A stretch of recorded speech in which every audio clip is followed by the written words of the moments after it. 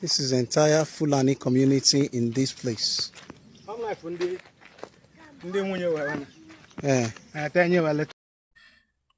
Saturday, June 13 is today, 2026. Good evening, everyone.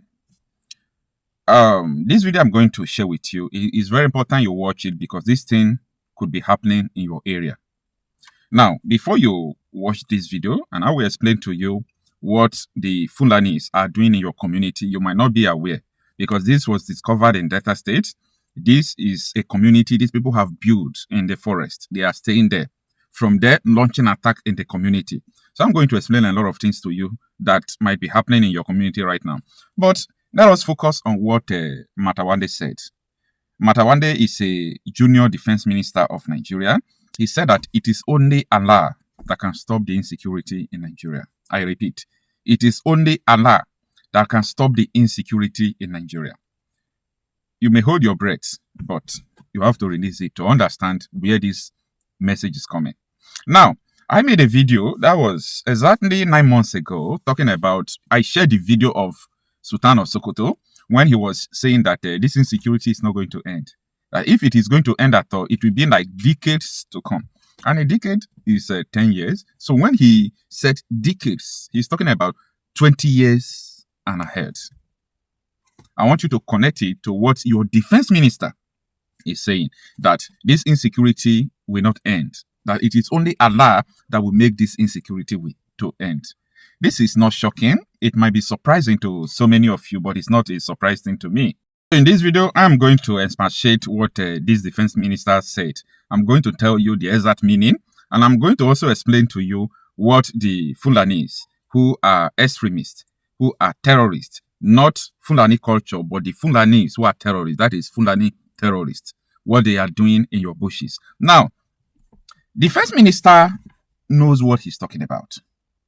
He knows what he's talking about. Anybody who understands insecurity in Nigeria will make the same statement. You know, so many times if I come to you like this, I will tell you that Nigeria will never work. Nigeria will never work. This insecurity will not end. I will tell you, go and get gun. Go and arm yourself. Join security outfit. I know why I am telling you that. I know why I'm telling you. This is because I know what is going on. This thing we're seeing is not insecurity as people portray it to be. Because this thing going on is just an agenda to secure some people. An agenda to secure some ideology. So they themselves are calling it security. They call Nigeria an insecure place. A place full of infidels that cannot work. A place where the law of Allah, which is Sharia law, doesn't work. And for them to enforce this law, which is Sharia law, they have to do what they are doing. And these people are not fast. They are doing it gradually, but they are strategic. The defense minister knows what he's talking about. So you now understand if I tell you that, today they deploy 100 soldiers to Sokoto, 10 soldiers to Enugu, 12 soldiers to Oyo, I will be laughing. I said, these are not the solution. Buy fighter jet, buy this, buy that. You must first of all define the problem. What is Nigeria facing? So in your mind, you think that these people that are killing you, kidnapping you, that they just wake up and start doing it. In your mind, this is what you are thinking, right? They just wake up and start doing it. There is an agenda. And this agenda, who told you that Tinubu doesn't love the agenda of these terrorists? I'm saying it because Tinubu is a Muslim. And what is he called? This former governor of Zamfara State that brought Sharia to Nigeria. He made a statement when BBC was interviewing him that it is the ambition of every Nigerian Muslim to make sure that Nigeria totally become a Sharia state. Ambition? Yes, it is an ambition. Don't get it twisted. He said it is the ambition of the whole Muslim in Nigeria to make Nigeria a Sharia state. And this is the same thing these terrorists are saying, that it is their mandate. These people are now, they are not saying an ambition now. There's a difference between an ambition, what you wish to happen, what you are fighting, what you are praying for. But these people say it is a mandate to impose Sharia in Nigeria. That is Boko Haram, or this Fulani militia, Al-Qaeda. That is their mission, to impose Sharia in Nigeria, overthrow Nigerian government, and turn Nigeria into an Islamic state. Do you get it? Now, I have said this countless times when this issue started after the importation of these terrorists. Buhari said that Femi Adesina should go and tell the whole world, to tell Nigerians, choose between your land and your life. Stay with me. I'm driving to somewhere, okay? I want to connect the video I showed you before and what I'm saying. Buhari told Femi Adesina to tell us that choose between your land and your life. And now, I want you to now pay attention to this, these buildings you are seeing in the bushes. These are Fulani settlement. This place is Ela in Delta State, Delta North Senatorial District, in Anyocha Oshimini Federal Constituency. That is where you'll find Ela. Ela is a place that has a lot of landmass. There's a very big landmass there. So most of the landmass is a forest zone. So these people will go into the bush, into the forest. They build a settlement where they can go and launch jihad and come back. They will from there go launch jihad and come back. They will be expanding this place. Time to come. I was telling one guy the other day, I said, time will come. You will just go to your farm, the border of your town, in the bushes where you have never been before. You will see solar street lights. These people will conquer you, take over your territory. This is what is going on. Now, choose between your land and your life.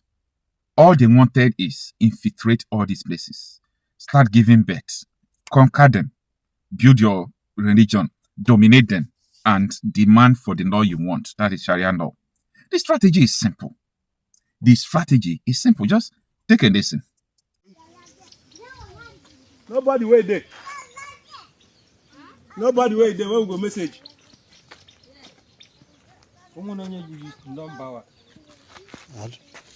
No. Can't even contact them or not. I don't even have their contact. They even know that this place is as big as this. This is a community. Oh my God. Hey, bro.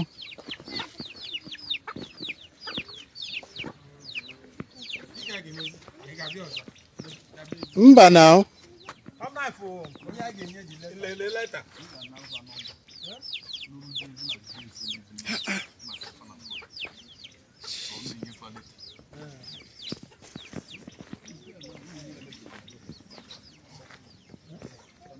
This is complete community.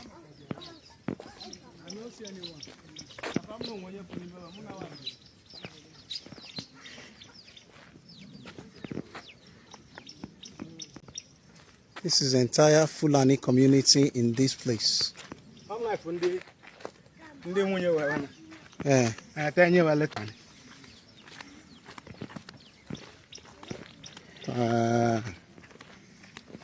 Wow.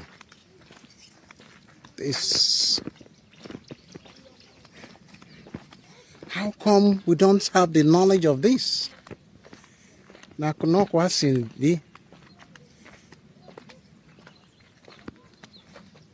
Oh my God.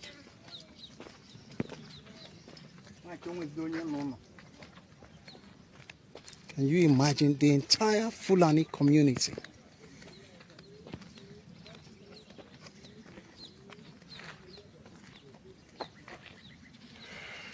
Oh my God.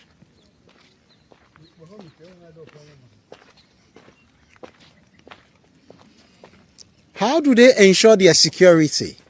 Nimofiani.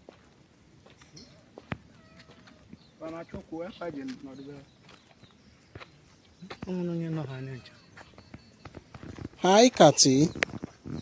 How are you?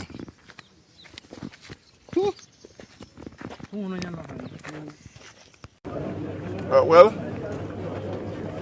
I wouldn't say particularly that it's going to be a new strategy, because the fact here is that there are some issues that need to be resolved, politically. Because we can't rely permanently on kinetic approach to issues. So with that, I'm going to meet the governor of the state and deliberate with him to see how we can resolve these issues politically. We're talking about our aspect of the job.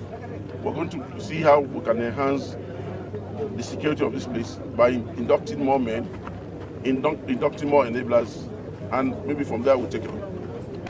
Okay, sir, you just said something about we're going to ask about their request for more personnel in Plateau State. So what's the plan to this? I've just told you now that I'm going to bring in more men, but the underlying factor has to be addressed. Because even if you deploy the entire Nigerian army in Plateau State, if the underlying factors are not addressed, we can't achieve much. Has there been any arrest so far, sir? Well, with the police, I think that some arrests have been made. That's why I've just told you now that I'm going to bring in more men. But the underlying factor has to be addressed. Because even if you deploy the entire Nigerian army in Plateau State, if the underlying factors are not addressed, we can't achieve much. Has there been any arrest so far, sir? Well, with the police, I think that some arrests have been made. That constitution is a fraud. Now, what you are doing now, you want to start, advancing the interest of those religious groups to actually now confirm that Nigeria is an Islamic state. And let me tell you something that people don't know. This thing was caused by the British. Between 1900 and 1960, they knew that they cannot govern the North except they allowed them to practice their religion, and they were using their religious leader to basically govern them. It is called indirect rule. Immediately after independence, 1960, the British knew that they shouldn't have forged these two people together. They know. But because they want to achieve the divide and rule and to be able to conquer and take our resources and steal whatever they want to steal over the years, they merged these two people together. They could not govern the North and South under one religious or administration. They know. So they now give independence and march you people to work together. That was why the 1960 coup started. That was how the Civil War started. Now, 86, Babangida came with the OIC stuff, tried to Islamize us. It didn't work. In 2000, when 1999-2000, when Obasanjo came, he permitted them to start practicing Sharia. Today now, they want to consolidate it. Once you remove that person, all of us, whether you are Hausa, Igbo, Yoruba, Jukun, Christian, traditional, you are now under the law, the Islamic law, because they put it in the constitution. In fact, listening to the member that was representing Ahoda East, Abu Anudua Federal Constituency, River State, I want to get his words. He said personal matters that was envisaged, he says, by the people who drafted this constitution. And I want to quote him. The implication is, if the word personal is removed, Islamic law would have broader implications. The word personal was put there for a reason. Let's talk a bit about this whole conversation about Islamizing the country with our population and our dynamics. Is it possible that someone can sneak this in at some point and force all of us under some sort of regulation that we do not ascribe to? Is it possible that this can happen in this country? It is possible, and don't be deceived. It's going to happen. Do you know Constantinople? Today's Turkey? They were almost 98% Christian before now. Today, it's an Islamic country. I did Islam in my master's program, and I was trained by Professor Alijani. He's a Persian. He's an Iranian American. And I scored A. That's excellent in Islam. So I know them. It may take them 1,000 years. They will Islamize Nigeria. So they will take it slowly, gradually. They don't forget. All of us will be dead after some time. Our children that don't care, or this Gen Z will come. They will still Islamize this country. If they can do it in Turkey, today's Turkey, what stops you? Why do you think they won't do it here? Except we take steps now, because we are the ones that are talking about these things. Our next generation in 50 years will not even care. You understand? So I'm thinking that if some part of the country, I don't want to be specific, if they feel strongly about an ideology, a religious, but I think they can restrict it to their area. And I think maybe Tinubu should do well by developing this issue of regional autonomy where everybody should organize themselves, or at worst, let the country actually go apart, and you can do whatever you want in your area. I've come to that conclusion that I don't think we can stay together because of this very strong belief about religion. So it's either we stay together or people should mind their religion and stay where they are and practice what they want. Imposing it on others is wrong. I study Islam, and I don't want to talk blasphemy here. If I start talking about Islam in the next 3 hours, we will not live here. No, we don't want you to talk blasphemy either. Talking about our country, in many, we are not a religious country, so to on paper. We're a secular nation. What kinds of conversations should we be having with the Nigerian people, especially the younger generation, about how to ensure that we remain secular, where you can practice your religion in any part of the country that you please without imposing your views or belief systems on any other person? What kind of conversations should we be having, and what should our lawmakers be thinking at the back of their minds? At least they've made the first step, which is dropping this bill and ensuring that it doesn't go through. But in subsequent conversations that you said will inevitably come up, what should we be doing as a people to ensure this doesn't happen? I'm going to be extreme. For me, if you look at Sudan, we have now North Sudan, South Sudan. I think we should have Northern Nigeria and Southern. Then they can practice whatever they want. There's no dialogue because they will not stop. I've told you it may take 1,000 years. They will still do it. Or if you let everybody go their way, maybe you have the north, they remain there, and you have the sovereignty down south, then you can do what you want. Or if you remain and you think you can talk to your Jersey and people that don't care about anything, it will happen. It took hundreds of years before Turkey, Constantinople, Istanbul was converted completely today. And if you look at history will tell you that you cannot assuage these people. Who owns those banks? I did a lot of research, and I want our audience to go and find out the owner of Taj Bank and the other bank. Then the picture will start getting clear to you. You have the Jaiz Bank and you have the Taj Bank. It is an open source information. Go on the internet, the board of directors, you will see the shareholders. I don't want to mention them on national television. Go and do your research, and you're beginning to understand. You begin to understand what I said, that people have been sponsoring terrorism because they want to Islamize Nigeria. Now Tinubu has come, and it's a little bit very hard on them. That section, the kinetic approach, is failing. So they are now trying to bring it through the Constitution, or to legalize it. If we cannot go through the bush and kill as many people, and they are still resisting us, and this man has come and is fighting this is just killing all the fighters, then let us go to the house and bring it in through the back door. We just remove that clause, personal. They will not know. They may not pay attention. They will just, and that is it.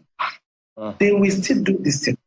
Go and find out the owners of those banks. They are the ones sponsoring these narratives.